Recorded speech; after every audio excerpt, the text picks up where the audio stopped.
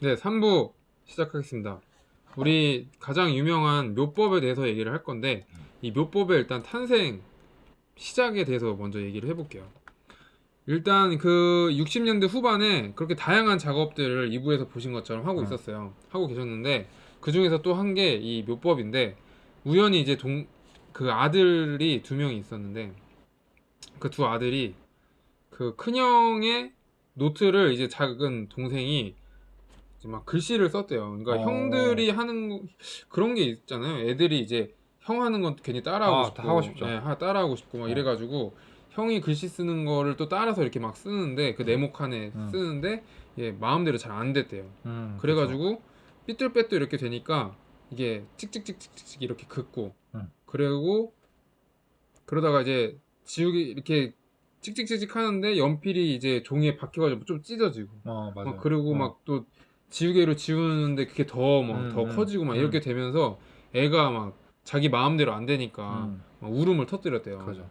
그 모습을 보고서 뭔가 이제 영감을 얻으신 거예요. 응, 그래서 본인도 그런 작업을 하시게 됩니다. 그래서 요 왼쪽에 있는 것처럼 네모칸을 긋고 이게 초기에 이렇게 또 빗금을 이렇게 쭉쭉쭉 하면서 이런 작업들을 하게 돼요. 응, 근데 이런 작업을 하는데 처음에는 되게 이분이 완벽주의자 성향이 좀 있으셨대요. 그래가지고 어, 보통은 자기가 작업을 이렇게 하면은 뭔가 완성이 되기까지는 밖에 안 내놓는 스타일이에요. 근데 어, 그때 당시 이제 이우환 선생님이라고 네. 아세요 혹시? 들어본 것 같은데 정확하게 기억이 안 네, 나요. 이우환 선생님이라는 그 이제 동료 작가가 있었는데 그 응, 사람이 보고서 괜찮다 이거 한번 음, 좀 해봐라 계속 그래가지고 용기를 얻어서 계속해서 좀 시작을 음, 하셨대요. 음, 그래서 처음에 이제 캔버스에 이렇게 연필로 이렇게 쭉쭉쭉쭉 하게 되는데 이때 이제 73년에 처음으로 일본에 요 묘법 전시를 하게 돼요. 어, 네. 그래서 이 묘법에 대해서 이제 박서보 선생님이 하신 말씀은 뭐냐면은 나의 작품은 조형성과 관계가 없다. 그것은 표현이 아니고 무비의 순수한 행동이다. 표현은 무엇인가 목적이 있지만 나는 아무것도 표현하려 하지 않기 때문에 목적이 없다. 그러므로 행동이 있을 뿐이다. 이런 음, 말씀을 하셨는데 이게 아까 그 청년 작가 회의 때 했던 말이랑 저는 되게 좀 일맥상통하는 부분이 있는 것 음. 같더라고요. 그죠? 그러니까 그러니까 그리는 게 아니라 그런 행위 자체에 포커스를 맞추는 거에서 좀 일맥상통하는 것 같아요. 맞아요, 네. 맞아요. 그러면서 이제 그 전에는 뭐 앵포르멜이라든지 이런 거는 자기의 그런 내면의 그 음, 상처라든지 아픔을 표현하는 거였는데 이거는 이제 그죠. 참고 수양하는 음, 자세로 그래. 작품을 하는 게 수양이라는 음, 말을 많이 하시게 됩니다. 맞아. 아, 그래서 요거 음, 전시 때도 보면은 네, 채우기 위한 그림이 아니라 비워내기 위한 그림이라고 그쵸, 그런 얘기를 많이 하는 게 좀 약간 같은 의미인 것 같아요. 맞아요. 네. 그 진짜 무념무상으로 이렇게 음, 쫙 이렇게 작업을 하셨을 것 음. 같아요, 그죠? 그리고 일부에서 말씀드려야 됐던 건데 그 6.25 전쟁 때 아버지를 또 잃으시거든요. 예, 아, 그런 또 일이 있었기 때문에 제가 더, 아까 사실 그 가족 물어보려다가 너무 어, 흐름 끊을까 봐 안 물었는데 그렇군요. 네, 네. 맞습니다. 그런 또 아픔이 있으셨어요. 음, 그리고 이게 발전이 돼가지고 이제 또 다양하게 이런 식으로 나오는데 요걸 이제 작업을 하시는 영상을 한번 같이 볼게요. 어, 백문이 그 불여일견이라고. 진짜. 그러니까 제일 궁금했어요. 그쵸. 어떻게 작업하시는지. 이거는 이제 89년도 MBC 다큐멘터리 영상이에요. 이거 어떻게 찾았어요? 이거요? 89년도 유튜브. 유튜브가 짱이네요. 네. 보시죠. 네.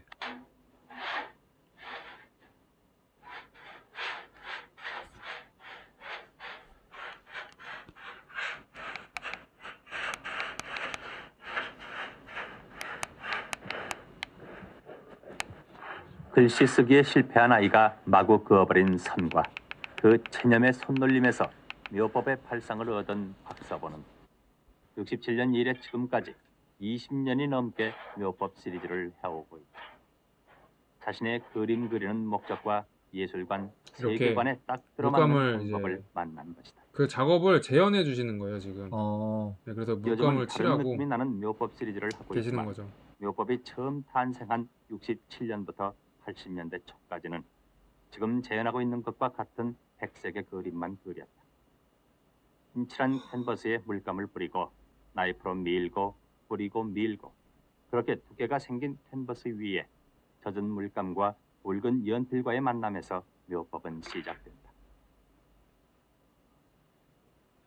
이 작업대를 유심히 좀 봐주셔야 돼요.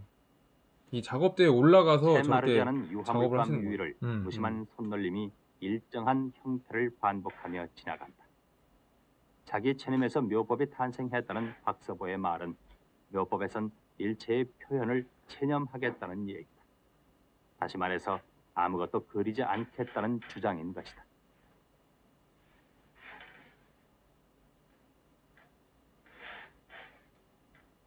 아무것도 그리지 않고 그리는 이게 행위만을 회사 사람 반복함으로써 끝없는 연불의 반복이 해탈의 경지로 이끌듯이 저렇게 하고 잡스러워진 또 자신을 하얀색으로 비우고 막 또 덧칠하고 자유로운 덧칠하고 세계를 그 노리고 위에 또 싶다는 그리고. 것이 예. 그의 그림 그리는 목적이다. 이 물감이 다 마르기 전에 작업을 끝내야 되거든요. 네, 그래서 맞아요. 체력적으로 굉장히 힘든 작업이에요, 이게. 휙휙 무심한 손의 노님으로 그려진 초기 묘법을 제1미술평론가 조셉 러브는 손의 여행기라고 표현하기도 했다. 자유롭게 반복되는 손의 행위, 그 자체가 바로 박서보의 그림이 추구하는 세계다. 네. 이렇고. 그리고 이 박서보 선생님의 이 하얀색이 좀 되게 다른 게 있어요. 아, 그래요? 네, 하얀색이 어. 그 우리나라 이제 보면은 그 순백색이 아니라 작품이 약간 유백색이잖아요. 어. 조선 백자처럼 아, 네, 약간 네. 그런 식으로 이제 하시거든요. 그래서 요것도 이제 물감 만드는 건데 아까 밥 푼다고 80년대 이전의 무식한 소리. 전기 묘법 시리즈는 모두가 백색 그림이다. 아니, 좀 더 엄밀히 따지면 백색이 아니다. 서양에 소독된 듯한 순수 남자야, 백색의 그죠? 차가움 대신 박서보의 상남자죠. 백색엔 터프하시죠. 백자의 따뜻한 유백색이 들어가 있고 세월의 저걸 고운 섞으셨구나. 때가 네, 된 저렇게 듯한 뭐 편안함이 색깔을 스며 있는 섞어가지고 뭐라 이름 지을 수 없는 색이다. 그의 백색은 색이 갖는 개성, 색이 갖는 표현력마저도 애초에 중성화시켜버리려는 저런 의도와 식으로 색을 해서 색으로 사용하지 않으려는 계산에서 비롯된다. 저거 이제 오일을 왜 붓냐면 이제 그 너무 후기에 꾸덕꾸덕하니까 가서 저렇게 검정에 가까운 오일을 그림이나 불러 금색 해가지고 그림을 약간 그려도 묽게 마찬가지다. 만들어주는 거예요. 어. 색에는 의미가 제가 또 없다. 유화 잠깐 그렸어요. 이 점을 아. 박서보 자신은 이미지가 없는 그림에서 일각이 색이 있으시네. 개성을 네. 바란다는 건 적합지 아, 근데 않기 진짜 때문이라고 힘들겠다. 설명한다. 저런 거 근데 유화 마르는데 엄청 오래 걸려요, 시간이. 그래요. 네. 이런 식으로 이제 작업을 하십니다. 그리고 이때 이제 홍대 교수도 하고 이러면 또 어느 정도 돈을 버셔요. 그래서 80년대는 이렇게 안성에 따로 작업실을 마련하셔가지고 네, 안성에서 이렇게 따로 작업을 하고 그래서 주초에 강의 딱 하고 주중에 내려가서 일요일까지 작업하시고 올라오시고 뭐 이런 또 생활을 하신다고 합니다.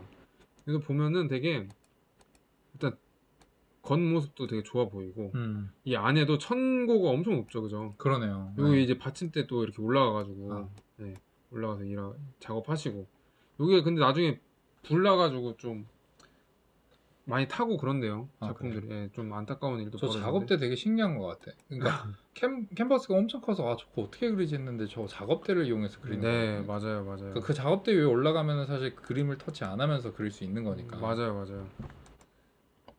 그리고 이때 이제 안성의 작품들을 엄청 여기 보면은 엄청 많이 쌓여 있거든요, 이렇게. 그쵸? 네. 이 작품들이 이게 또 춥고 덥고 막 이런 날씨 변 기온차들이 벌어지고 생기고 이러면은 이게 막 갈라지고 그런 거예요. 네. 그리고 이때는 물감이 별로 안 좋았을 수도 있고 어쨌든 뭐 이렇게 그러면서 좀 보존성이 강한 재료를 찾게 돼요. 그러면서 발견한 게 이제 TV에서 닭종이가 나와가지고 닭종이를 이제 작품에 활용을 하시게 되거든요. 그래서 이거를 뭐 가지고 와서 물에 불려서 찢어도 보고 막 여러 가지 실험을 하십니다.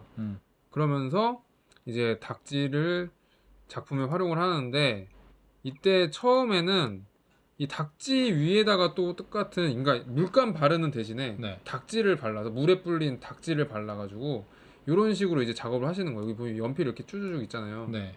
네, 이런 식으로 처음에 작업을 하십니다. 그러다가 이제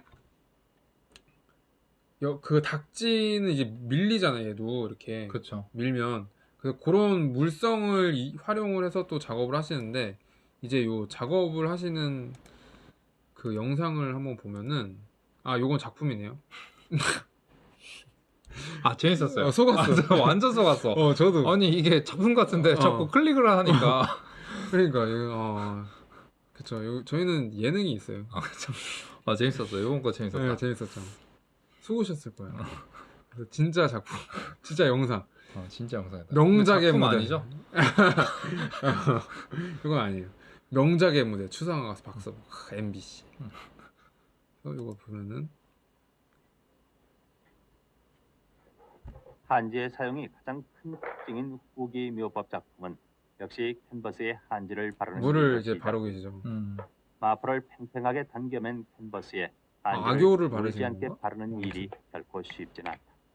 많은 시행착오 끝에 익숙해진 손놀림으로 한지 그리고 이제 바르기를 여러 반복한다. 장 겹쳐서 하시는 거예요. 음. 에 가까운 지루한 단계지만 전기묘법에서 물감을 여러 번에 걸쳐 두껍게 발랐던 것과 같은 효과를 얻기 그쵸, 위해서 물감 대신에 여러 겹을 발라야 한다. 종이를 여러 개 바르시는 거예요.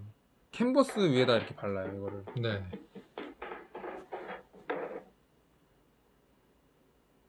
바짝 마른 한지 위에 물감을 칠한다. 전기묘법과 추구하는 세계에 있어서는 별반 달라진 것이 없다.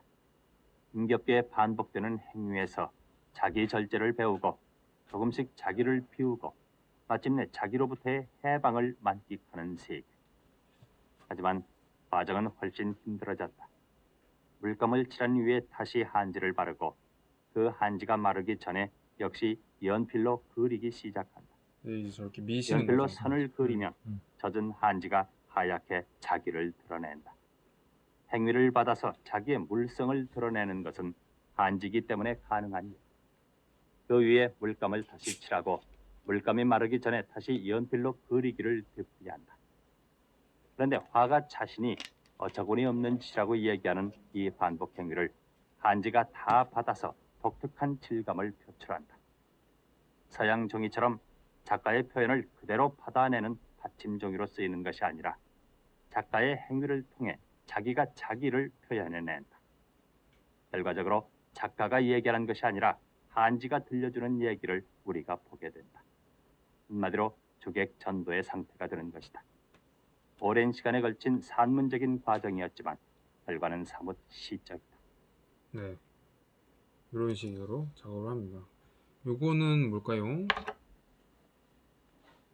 의미를 찾으려 하고 이해하려 드니까 어렵지.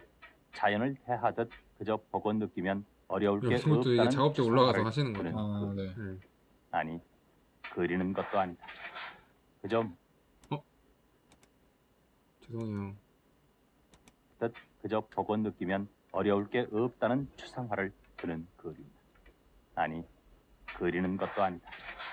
그저 무심한 손놀림으로 응축된 리듬을 옮겨놓고 있다. 선생님은 아무것도 그리지 않는다고 기회가 있을 때마다 주장을 하시면서 왜 이렇게 열심히 그림을 그려오고 계십니까? 아무것도 그리지 않는다고 하는 게 어떤 이미지를 그리지 않는다. 다시 해서 어떤 여러 가지 네, 이런 식으로 이게 이제 계속 이런 작업하시는 미술들이 영상이에요. 행해왔던 이런 식으로 하고 그리고 요거는 뭐냐면은 그 박서보전 가시면은 혹시 기억나실지 모르겠는데 연필 찍는 그런 작품 올챙이 같은 거 있거든요. 못 봤는데? 보시면 알 거예요. 이거는 뭐냐면은 네. 올챙이. 네, 봤어요. 예, 요것도 이렇게 랜덤으로 이렇게 어. 찍으세요. 이거를 이렇게 막 틈이 나면 여기 삼아 가끔씩 해보는 드로잉 작업은 박서부의 또 다른 세계를 보여준다. 나름의 이제 드로잉인 거죠. 이렇게 하면서 손가락으로 이걸 이게 다 문대시더라고요. 이거를. 연필을 쥔 손에 온 힘과 정신을 모아 내려 찍으면 그 반동으로 그어지고 패이고 그런 즉흥성과 우연성에 의한 드로잉 작업에서 연필 그는 진짜 또 다른 많이 필요하겠다. 쾌감과 그쵸. 재미를 느낀다. 스트레스 풀릴 것 같지 않아요? 우리 눈엔 스트레스 그저 푸는 방법이었을 연필로 수도 눈에 있어요. 띄는 대로 찍어대는 것처럼 보일 수도 있지만 드로잉 작가로서도 박서부의 명성은 드높다.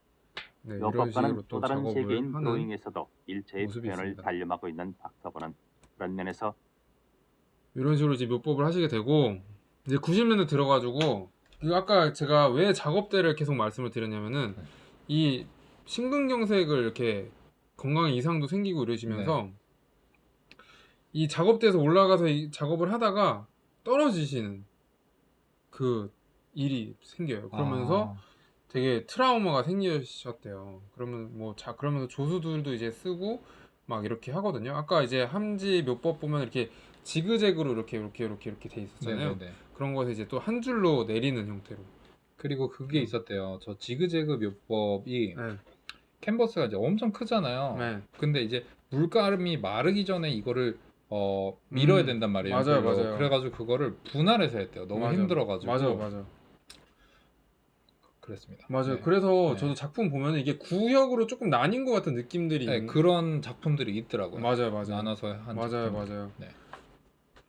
근데 진짜 가서 보시면 아시겠지만 이 묘법 그림 자체를 보면 이게 어떻게 이렇게 그릴 수 있는지가 어떻게 만들 수 있는지가 되게 신기해요. 그러면서 사실 저도 요거 만드는 거 되게 궁금했었는데 딱 찾아서 보여주셨네요. 네, 너무 좋습니다. 그렇구나. 네, 왜냐면 되게 궁금해요. 이게 이제 또 나오겠지만 마지막 후기 묘법에서도 자세히 보면은 그게 물성이 다 드러나거든요. 그 한지의 물성이. 근데 네네. 이거를 어떻게 만들었지가 가장 처음 드는 생각이었어요. 저의.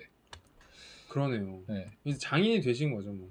그래서 그런 작업하면 이제 캔버스라는 천이랑 네. 종이랑 또 이제 물성이 다르니까 그죠. 거기서 오는 그런 것도 어떻게 이제 같이 보존성 높이려면 어떻게 해야 되는지 그런 노하우들이 쌓이고 뭐 이렇게 되셨대요. 그래서 이때부터 이제 또 안성에서 불이 나고 성산동에서 또 작업을 이렇게 하시게 되는데 그 안성 저 작업실에 네. 이분 이제 홍대에서 이제 교수신가요? 강사신가요? 교수죠. 네, 교수로 하시면서 또 안성에 작업실이 있어 왔다 갔다 하는데 안성에 이제 계속 못 있으니까 이 안성 이 작업실을 한번 도둑을 맞았어요. 네. 그래서 가지고 있던 그림을 이제 많이 되게 소실하고 그랬었는데 네. 그게 이제 막 유명해지고 그러니까 자기 그때 그렸던 그림이 이제 전 세계에서 이제 뭐 팔리고 있는 거를 보고 그랬다고 하셨더라고요. 네. 그 사람 도둑은 참 돈 많이 벌겠네요. 그렇다고 제가 뭐 도둑질 하자는 건 아니고 그래서 이때 이제 이런 작품들이 나오는데 여기서 또 특이한 건 이런 색이 이제 너무 좋아요. 2000년대 들어 색이 들어가는데 네네. 이 색은 그 일화가 있어요. 2001년에 네. 그 여사님이랑 같이 일본을 가는데 네. 일본 그 산길에서 차를 타고 이렇게 내려오는데 그 단풍이 너무 빨간색이었대요. 그 붉은색에 압도당하는 그런 맞아. 느낌이 있어서 그거를 이제 표현을 하시게 되는 거죠. 그때부터 이제 색이 들어갔대요. 그리고 이 오른쪽 이제 에스키스 이건 뭐냐면은 이제 기력이 좀 없으시니까 되게 대작이잖아요, 작품들이. 그래서 조수들을 쓰면서 이제 밑그림 이제 설계도를 짜주는 거죠.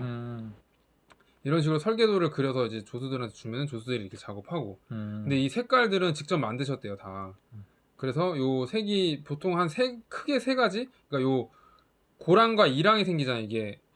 고랑과 이랑? 예, 이게 이렇게 밀잖아요. 네, 맞아요. 미니까 이 옆에 뭐 단면을 보면은 이런 식으로 이렇게 생기거든요. 맞아요. 그러면은 이제 색이 여기랑 또 다르고 뭐 위에랑 다르고 그러니까 그런 색들이랑 여기 가운데 파인 거 이런 색들 이렇게 해서 직접 만드셔서 한다고 합니다. 그러니까 이거는 진짜 가셔서 보셔야 되는 게 이게 지금 그 컴퓨터로는 저 물성이 느껴지지 않아요. 맞아요. 딱 가서 보면 되게 입체적이에요. 맞아요. 입체적이고 어떻게 만들어질지 되게 궁금한데 방금 말씀하신 것처럼 이렇게 위에서 아래로 위인가 이렇게 미는 작업을 되게 많이 하신 것 같아. 네. 그러니까 한지를 여러 개 겹쳐놓고 네. 그 사이를 이렇게 밀어가지고 그 위에를 이렇게 좀 나오게 만들고 네. 그 안에를 또 이제 연필로 이렇게 칠하시고. 맞아요. 네. 꼭 한번 가서 보셨으면 좋겠습니다. 네, 맞아요. 그래서 이제 이때부터 약간 자기 그전에는 내면의 것들을 앵포르멜에서 어쨌든 자기 내면의 모습들을 표현하고 전기 그 묘법도 이제 그 한지도 그렇고 연필도 그렇고 자기의 그런 수양 과정이었잖아요. 근데 이때부터는 약간 자기가 봤던 거를 묘법으로 표현하는 이런 것들이 나오거든요. 그래서 요거 오른쪽에 이거는 그 서강대교를 이렇게 보는데 선생님이 네. 가로등에 비친 모습이 너무 아름다웠대요. 그래서 그 축대들 사이에 그 네모들이 너무 아름다워서 그런 거를 이제 표현을 한 게 이런 식으로 이제 너무 이게 잘 보이실런가 모르겠는데 여기 이제 이 에스키스 요 작품을 그대로 이제 나타낸 거거든요. 여기 검은색으로 이렇게 검은색이죠? 네, 요거 이제 요 작품이 있어요. 네, 있죠. 요런 거. 요런 식으로 표현을 하고 이제 이 오른쪽은 또 63 빌딩에 그 불빛이 밤에 그런 거 보고 또 이런 식으로 그러니까 그런 것도 나타냈고 요거는 이 왼쪽 거는 왼쪽 거 제가 좀 아쉽다고 말씀드렸잖아요. 색감이 지금 색감 전혀 못 살렸어요, 이 사진이. 그쵸 맞아요. 그래서 꼭 가서 꼭 보세요. 저 색감 너무 이뻐요. 네 맞아요. 저 색에 대해서 좀 얘기 안 해주시나요? 색이요? 네.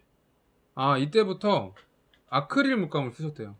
그거 말고 네. 저 색이 그 하늘색이거든요. 하늘색인데 네.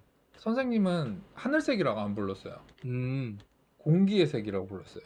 공기의 색. 네. 그게 왜 공기의 색이라고 불렀냐면 네. 선생님은 이제 공기라는 게 이제 뭐 우리가 막 일하고 지치면 나가서 좀 맑은 공기 쐬고 싶잖아요. 네. 공기를 쐬면 나아지잖아요. 그쵸. 미술의 목적은 그거라고 보셨대요. 그러니까 힐링의 목적이 있다. 맞아 말기 그 후기 이때는 이제 그런 얘기하셨어요. 네, 그래가지고 자기는 이런 그 현대인들이 그런 아픔과 그런 게 스트레스 받고 이렇지만 그거를 이제 그림이 힐링을 해줬으면 좋겠다. 그래서 저 색깔이 나왔다고 해요. 그래서 공기의 색이라고 해가지고 이걸로 해서 이제 현대인들을 좀 힐링했으면 좋겠다. 이런 의미가 담겨 있다고 하네요. 네. 몰랐습니다. 좀. 네네. 네. 그리고 요것도 그 제주도를 갔는데 바닷가를 거는데 하늘과 수평선이 이제 맞닿아 있잖아요. 네네. 그런 거를 표현하셨대요. 그래서 이게 네. 이제 바다고 아까 말한 공기 그런 거 같고 그래서 요런 거를 빌려 봤을 때 저는 요 오른쪽의 작품을 보면서 아닐 수도 있는데 이게 근데 이 푸른색이 공기라고 하면은 이게 하늘일 수 있잖아요. 그럼 그렇죠. 하늘 위에 있는 이 햇빛 같은 게 아닐까. 그래서 그럴 수 노을이나 있겠다. 노을 바다로 생각해도 되고요. 네, 바다랑 노을. 맞아요. 그런 상상을 했었어요. 뭐 맞는지 틀린지 모르겠지만 네. 그런 생각을 했었고 그래서 그 물성이라는 게 사실 저희가 가져온 요런 이미지는 잘 안 나타나서 요 옆에서 찍은 거를 봤는데 맞아요. 네. 딱 요거. 네, 요런 느낌. 맞아요.